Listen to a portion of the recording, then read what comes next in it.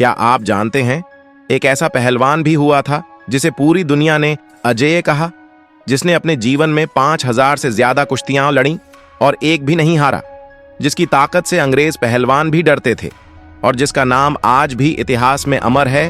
वह थे गामा पहलवान, जिन्हें दुनिया द ग्रेट गामा के नाम से जानती है। गामा पहलवान का जन्म 22 मई 1878 को अमृतसर, पंजाब में हुआ था। उनका असली नाम था गुलाम मोहम्मद बख्श।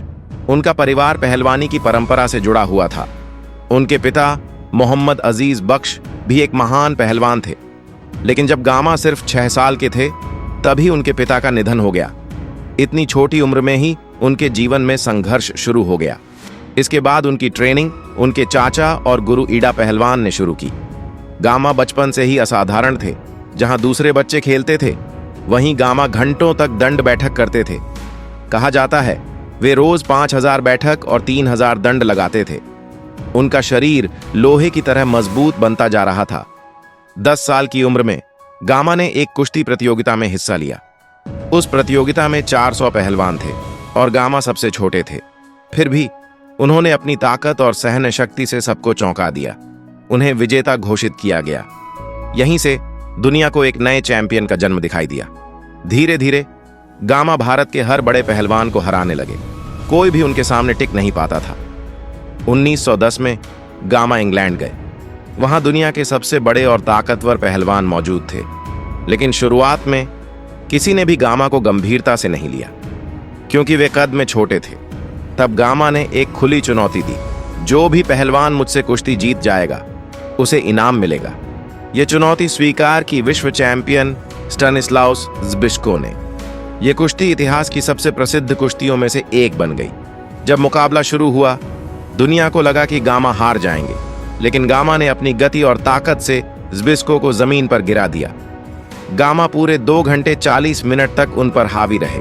अंत में ज़्बिस्को थक गए और मुकाबला अधूरा छोड़ दिया। अगले दिन ज़्बिस्को कुश्ती के लिए वापस ही नहीं आए। इस तरह गामा को घोषित किया गया दुनिया का विश्व चैंपियन। गामा ने अपने जीवन में 50 साल तक कुश्ती लड़ी। उन्होंने भारत, इंग्लैंड और दुनिया के हर बड़े पहलवान को हराया।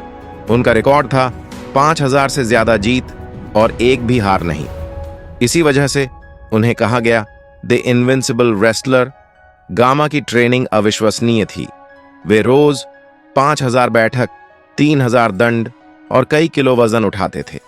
वे एक हाथ से 1200 किलो तक का पत्थर उठाने की कोशिश भी करते थे। उनका आहार भी असाधारण था।